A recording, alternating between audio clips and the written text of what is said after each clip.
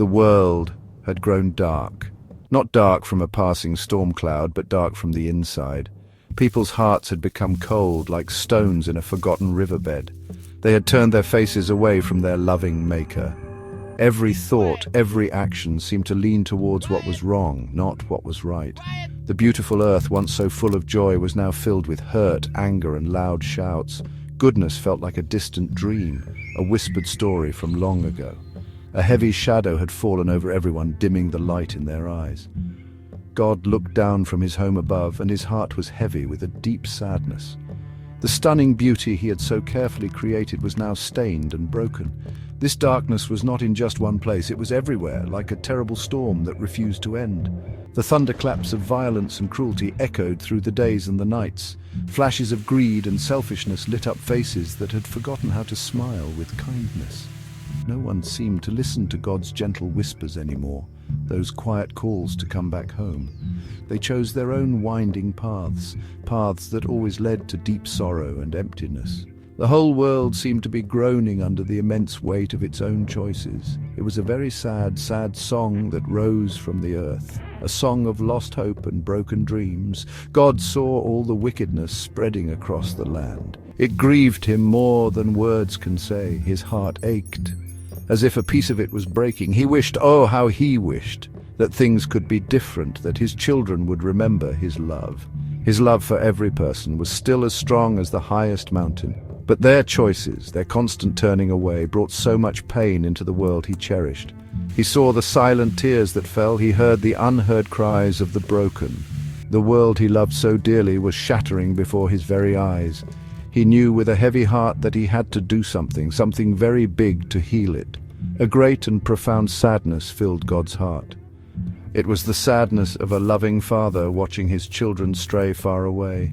He saw that the people he had breathed life into had turned their backs on him and his ways. Their paths were tangled and led only to more darkness, not to the light he offered. So, with a heavy heart, he decided a great flood would come. A cleansing rain was needed, a chance for a completely fresh start for the earth. It was a terribly hard decision, one born not of anger, but of a deep and painful love. He needed to wash the world clean, to give it a chance to breathe again. But even in the middle of all that spreading darkness, one man shone like a single steady candle. His name was Noah. He was a good man, a truly righteous man in a world that had forgotten what goodness looked like. Noah walked faithfully with God every single day, step by step. He listened carefully when God spoke to him in the quiet moments. His heart was open and soft towards God's gentle ways and his loving guidance. In a world filled up with loud noise and angry shouts, Noah could still hear God's quiet, loving voice. He was different from the others, truly and wonderfully different. One day God spoke directly to Noah, his voice clear and kind. "I am going to bring a great flood of waters upon the earth," God explained gently. "I need you to build a very large boat, an ark for me." Can you imagine how Noah must have felt? A boat? A massive boat built on dry land far from any sea. It must have sounded like the strangest, most impossible task. But Noah trusted God with all his heart. He knew deep down that God always had a good plan. Even when it didn't make sense to him, he would obey God's word, no matter how odd or difficult it sounded. His faith was his compass, always pointing him toward God. So Noah rolled up his sleeves and started building. Day after day, week after week, he worked. He chopped wood, he measured beams, he hammered nails. The ark slowly began to take shape, a massive wooden vessel rising on the dry ground. People from the nearby towns and villages came to watch him. At first they were just curious, but soon their curiosity turned to laughter. "Look at Noah," they would shout, pointing their fingers. "He's building a giant boat. Is he completely crazy? There's no water anywhere near here." They mocked him and jeered, but Noah kept on working, his focus steady. Their sharp words were like little stones thrown at him, but his strong faith was a sturdy shield. Noah did not stop his work, not for a single day. He kept on hammering the wood, kept on sawing the planks, and most importantly, he kept on believing in God's promise. His dear family, his wife, his sons and their wives, they all helped him. They trusted Noah, and Noah trusted God completely. He focused his mind on God's unwavering promise, not on the hurtful scorn of the people around him.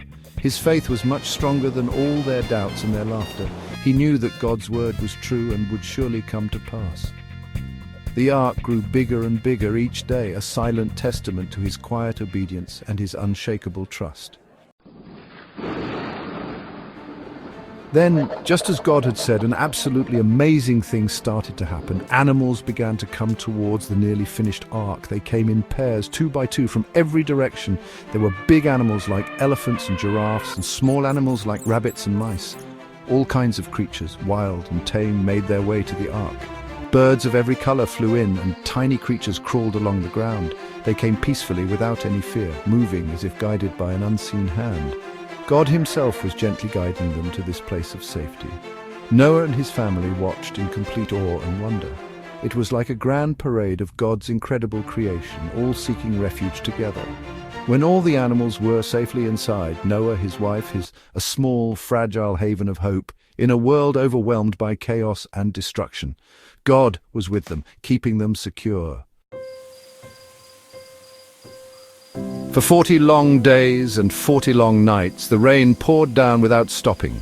The whole earth, every mountain and every valley, was covered with water.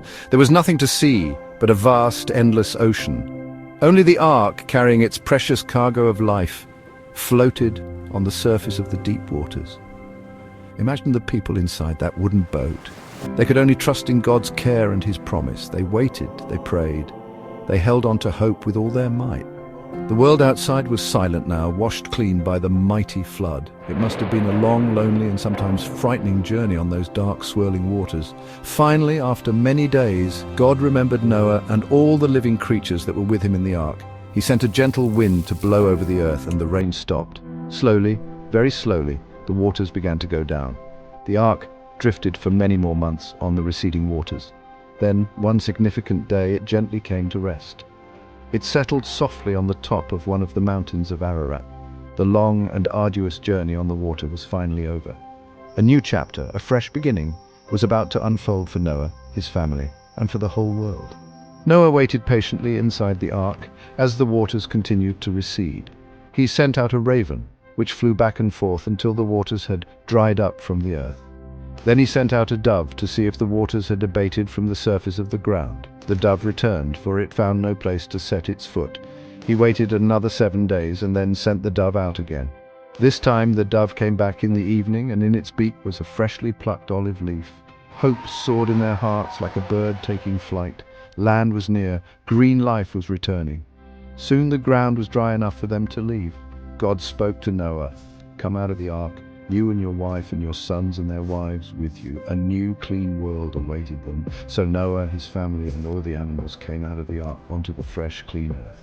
The first thing Noah did was build an altar to the Lord. He offered burnt offerings on the altar to thank God for their survival and his faithfulness. God was pleased with Noah's thankful heart. He made a solemn promise, a covenant with Noah and with all living creatures. "Never again will I curse the ground because of humans," God declared, "and never again will I destroy all living creatures with a flood as I have done." And as a beautiful, visible sign of this everlasting promise, God set a magnificent rainbow in the clouds, a stunning arc of brilliant color, a reminder for all time of God's unfailing faithfulness, his deep love, and his enduring promise. Today is June 2nd, 2025, and that promise still holds.